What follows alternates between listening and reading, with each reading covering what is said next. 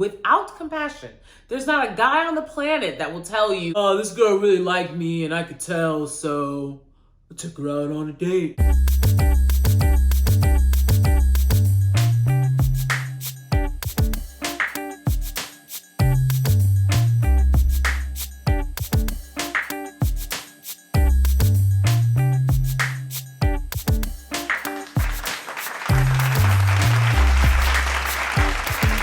It's your girl DanieSteel, so let's get right into it. Vetting 101. Welcome to campus. Virtual class continues, only I'm not G'ing you like your university is. I want to talk more about vetting because I feel like it's a word that is thrown out there. You know, you need a vet, you should vet. But we don't really get a definition or an explanation of what is vetting and how to vet. I don't even know if it's a definition of it online or if it's just something YouTube made up. If there is a definition online, I will place it here.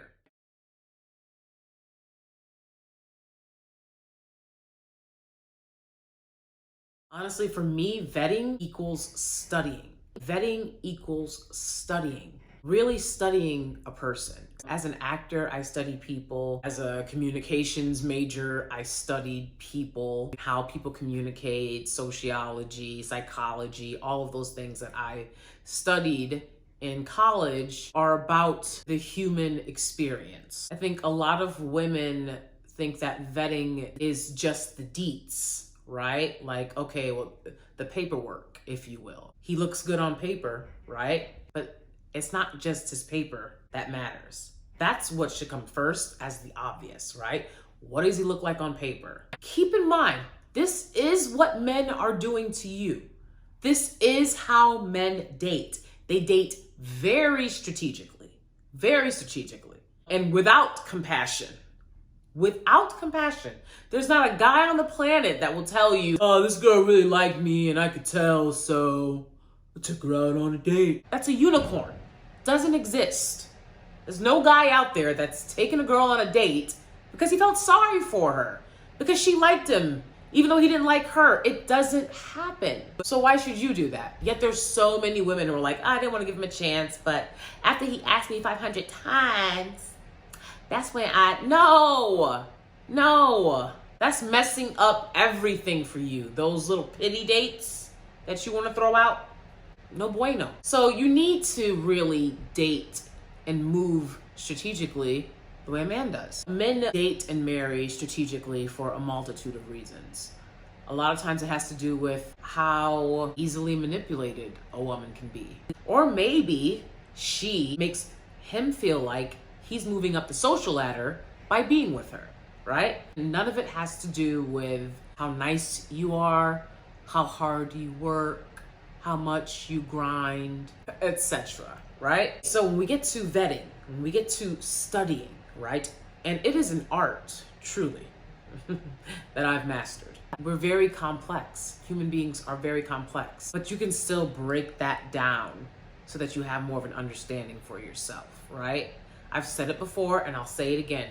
There's no guy that was such a great con man that you didn't see the red flags. There are always red flags. There are always red flags. Nobody's that good of an actor. They should at least have an Oscar if they're so good that they confused you and your family and your friends and just nobody knew. Nobody had an inkling. Nobody said anything about it, right? Next thing you know, you're getting G'd. Next thing you know, he's, taking all your money out of your bank accounts and he has a whole new wife and right. It doesn't happen. So you need to let go of that excuse, because that's an excuse to make mistakes, quite frankly. Okay? Women, young women, black women, they are attracted to a man based on how attractive other people find them. Based on, a lot of times, material, fickle, physical characteristics. Looks are important. Hygiene is important, right? You shouldn't have to compromise. Start finding the right kind of things attractive. Start looking for the traits that make a man a good provider and good partner. Here's some things to keep in mind about what to look for. 1, You want to study their patterns and behaviors. So I've told you guys a million times on this channel, it's not what they say, it's what they do. And that somebody hot breath on your neck, whispering in your face, talking about something, I want to marry you. I want you to be my baby mama. I want you to have all my kids. That doesn't mean anything. It doesn't mean anything at all. It holds no weight. I've told you guys that. You want to study the patterns and behaviors of someone that you are thinking of introducing into your life. You want to study those. You want to study particularly their patterns and behaviors in regards to how they treat the women in their life, how they treat their family, how they treat their friends. Does he have a pattern of not calling his parents back, right? That'll be a key factor to let you know that you probably won't be very high on his list either. Like 1 + 1 is 2. So pay attention to things like that. Does he talk about how his mom is a POS? He doesn't really value women in his life. Pay attention to that. That's not for nothing. And then he's like super nice to you because you're sleeping with him and you're like, he's a good guy. No, he's just a guy.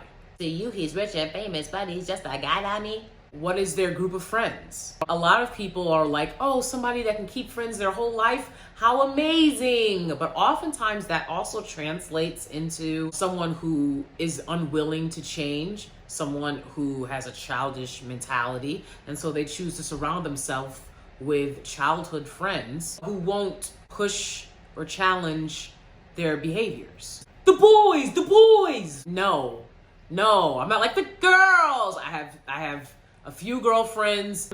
I'm not like girls night. Like every fucking Friday. Like you're not doing that to me, bruh. I'm not watching football every Sunday. No, I'm not doing it, right? There's women that'll put up with it. You gotta decide, is that something that you wanna put up with?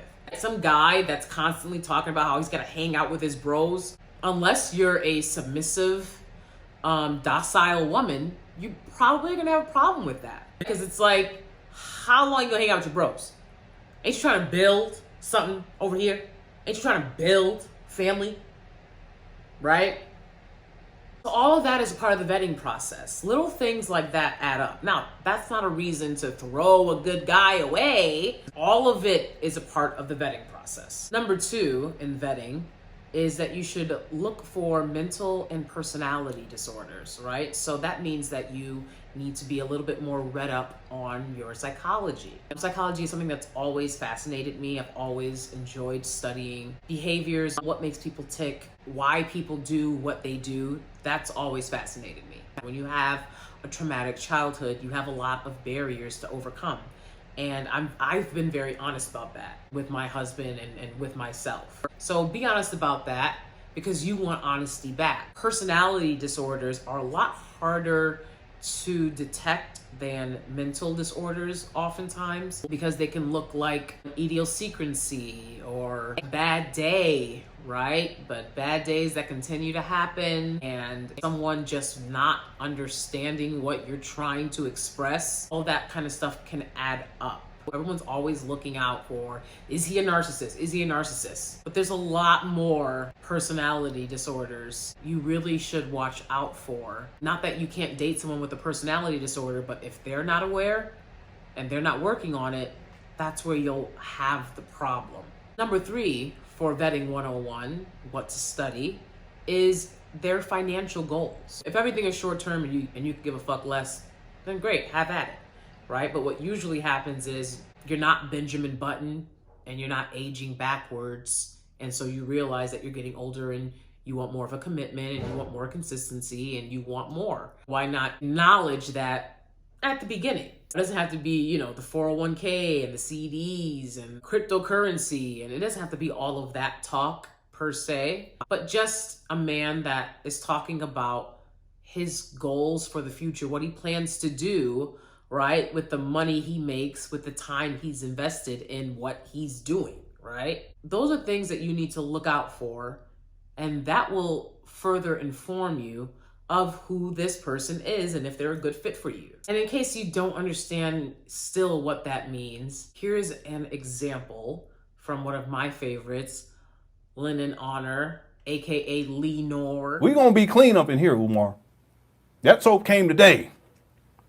I ordered some floor heaters. Matter of fact, I ordered 3 of them for the winter. Okay, I'm trying to make it comfortable. Okay, because when we get into the winter time, that's when my job we be doing crazy hours. So I know I'm going to be away. So what do? I want to make the home as comfortable as possible so that while I'm away, my family is as comfortable as they can be. We got the firewood. I'll need to go get one more load. We already, me and my son, my oldest son, we got it, but then we unloaded it with my other oldest son. We got that over there on the side of the house. We want to get one more load. At a certain point, when it starts to get colder, the snow starts, we're going to put a couple of loads inside of the garage so we can have access to it. I got to get this cleaned out. I already got the number to call. I want to have this cleaned up and have this prepared so that once, I'm talking about the wood burning, because this warms up the whole house. I want it all to be as pleasant as possible and comfortable as possible when this winter hits, because I want my family to be happy. Because I will be working my ass off. We're about to get into our second peak season of the year. Umar, take some notes. Love his channel. I've talked about it multiple times on this channel because I think it's a great channel for men to listen to, Black men in particular, because he's talking to them about what they need to do to be protectors and providers, and that's a great channel for that.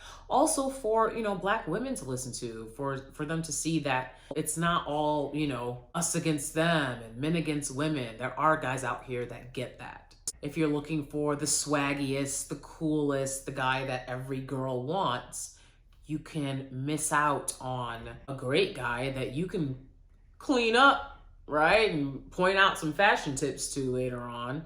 And then you've got a great guy than trying to get these ready-made cool guys that everyone wants, right?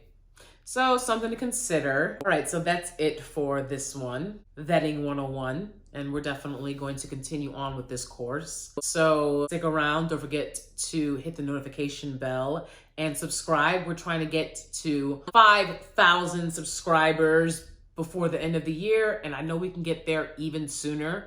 Very important that we do, because I have a lot of things that I want to work on that I really can't get to until I get to 10,000 subscribers. So first things first, let's get to 5. It shouldn't be that difficult. Spread the word, share the love, put me on, stop sleeping on me, and that's it for this one. I'll see you guys next time.